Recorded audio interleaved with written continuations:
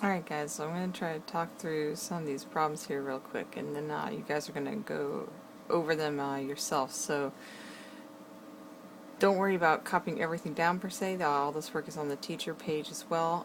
Just try to follow along, and similar to yesterday's material from the PowerPoint the sub showed you, and your goal is to be able to recreate this. Tomorrow you'll be working on some practice for an additional day, and then you guys are going to have an open note quiz on Friday. The quiz is on Friday, so make sure you are working together through material. Make sure you're putting in the time here to make sure you understand these applications. Alright, so looking at the warm-up here. Notice it says find the average rate of change. It's highlighted here. Average, again, think that's not instantaneous. That is something that's happening over an extended period of time. Rate of change, as always, means slope. So if we want the average slope, that's a secant line, averaging across multiple points. So we're going to do nice, normal, regular slope. So you can see here I've found the y-coordinates for the interval I wanted the average for, and then just a regular slope, y minus y over x minus x, and that gave me my slope. Second one in the warp here, it says instantaneous rate of change. We've been really harping on instantaneous rate of change being derivative being a slope at one particular instance, or instantaneous. So here, even though it says x equals 2 and x equals 3, I'm looking for two different singular slopes, or instantaneous rates of change. So I found my derivative using just good old fancy power rule, very nice, and then just plugged it in. Notice my notation, it's a derivative, so I'm using my f prime here. And again, I just used my power rule, so x squared went to 2x, 1 derivative, that always goes to 0. Alright, so then moving on down, next problem, there's multiple parts here. So we have the situation where we're tossing a ball in the air. The height at a given time t is given by this equation. So let me try to move this in here. Alright, there we go, negative 4t squared plus 64t. Multiple parts, talking through them quickly. First part says find the average rate of change. Again, average rate of change, part A, I found the secant slope. Units, don't forget about those. Height was in feet and the time was given in seconds. For B says find instantaneous rate of change, just like the warm-up. Instantaneous rate of change, when I see that word instantaneous, I think derivative. So I found my derivative using my power rule. Negative 4t squared went to negative 8t, 64t went to 64. T disappeared, remember using your power rule. And then I just plugged in the 1, and that gave me the instantaneous rate of change at that moment. For part C, it says when will the manifest ball be at the highest point? Well, the highest point is going to be, think of parabola, like upside down U shape, like the little cursor here I'm trying to make. At the highest point, it's stopping for a moment. It's where its velocity is 0, or the slope of the tangent line would be 0. If you graph it, that might be another possibility. If you take time graphing on your calculator, you'll see what I mean. It's just the upside down parabola U shape. So I took my derivative equation, found that last problem, set it equal to 0, and then solved, and that would give me the time that it was at its highest point. So then in D, when it asks what's the instantaneous velocity at that point, all I have to do is just plug in the time that it was at the highest point, and that would give me, lo and behold, oh my gosh, the velocity is 0! So we kind of already knew that in part C, just highlighting that extra. So then for E, it says what is the average rate of change in the interval? Oh my gosh, we're back where we started up here. Average rate, that's regular secant slope. So average, again, means secant, so I just regular y minus y over x minus x, just had to find the two y coordinates. Remember, y coordinate is the original equation. And then just did y minus y over x minus x, and then got the average. Oh, very interesting, the average was 0. It started and ended at the same point, as highlighted in this picture here. So if it's starting and ending at the same point, it's not averaging any change in velocity, because it's starting and ending at the same spot. Then for F, it says, when will the manifest ball hit the ground? Well, the ground has a height of 0. So we can either do one of two things. We can set the height equal to 0 and then solve, and then we get 16, or realize, well, it's at the max halfway. When we look at this picture, this was actually a rough sketch of the picture itself.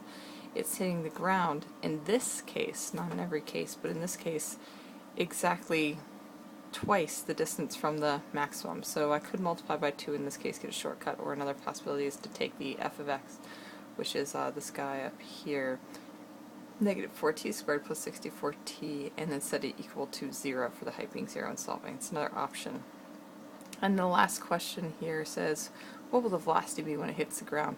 This is very tough for some people in the beginning, but the velocity when something hits the ground is not zero. It is once it stops moving, but think of it this way: if that ball hit you and it was a heavy ball, you would certainly feel it hit your foot, so it did have a velocity. So to find the velocity, of course, velocity is first derivative. It is an instantaneous rate of change at one moment. So I took the derivative equation, put in the time that it hit the ground, 16, and that gave me the velocity. Negative, good, because it's going down, so it should be a negative velocity since it's going down. Alright, the next set of problems here. This particular situation says that the position of an object is given by f of x equals 2x cubed plus x. There are no units given this problem, but keep in mind that a position would be something that's like feet, miles, yards, if they had given units, and of course the time would be something like minutes, seconds, things like that. For A, it says find an expression for the velocity of the object. Well, velocity, as kind of mentioned up here, velocity is just a first derivative. It's a rate of change in distance over change in time. It's a first derivative. So going back down here, if I want the expression for the velocity, no big thing. I'm just going to take the power rule because I don't have to use the definition of the derivative anymore, and I would just take this and make it 6x squared plus 1. Boom, there, I'm done with part A. What's the velocity at 3? Oh, okay, well I'll plug in 3 into my derivative, or velocity equation, and that gave me 55 units. Oh, and here's a new one. Find the expression of the acceleration. Well, acceleration is just going to be the derivative of velocity, because acceleration is the change in velocity over change in time. It's how fast your velocity is changing. So it's the second derivative, meaning I'm going to take a derivative twice. And we're going to be talking more about this notation in a couple weeks. But the notation, if you've taken a derivative twice, is, lo and behold, fancy that, 2 prime symbols. So it almost looks like a quotation mark, but it's just basically 2 little apostrophes here for the second derivative. And again, if you take the derivative a second time, you get acceleration. So if I want an expression for acceleration, I'm going to take this velocity, and I'm going to do its derivative. Derivative of x squared is 12x, derivative of 1 is 0. And then what's the acceleration at 3? Well, I'll just plug in 3 into my acceleration formula. That second derivative, get 12 times 3 is 36 units. And then last but not least here in this set, if you were trying to get rid of your calculus book, please don't. Oh wait, that's right, you don't have one, so don't throw your computer out the window either. But if you were launching something off the top of Conestoga's roof, which again, do not advise, and you got that the projectile equation would be the height at any given time t is negative, oh goodness gracious, imagine that's a t. So imagine that's negative 9t squared plus 80.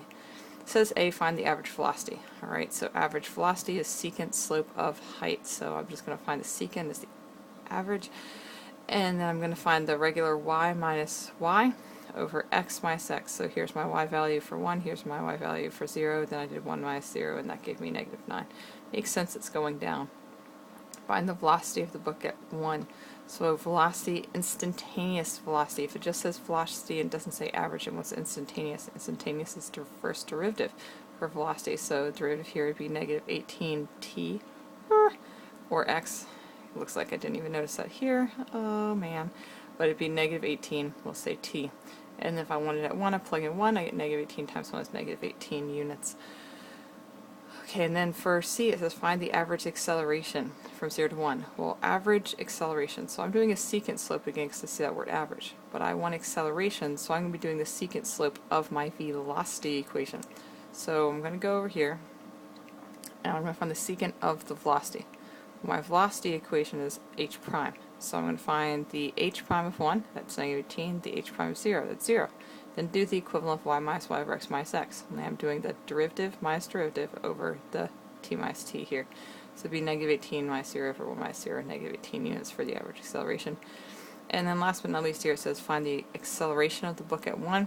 Well, acceleration is the second derivative, so that means I'm going to take the derivative of my velocity equation. Well, my velocity equation was negative 18 x or t, whichever variable you want it to be.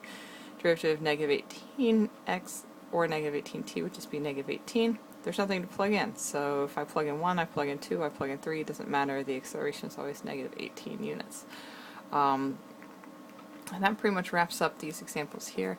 Another thing to just kind of keep in mind is in your homework tonight, it's going to be, the sub's going to mention again as well, hopefully. But the homework tonight, your classwork is to make sure you recreate these problems. I went through them relatively fast here, so make sure you try all of those again. And then your homework tonight, it's still going to be on rates of change, but it's going to be focusing on the financial.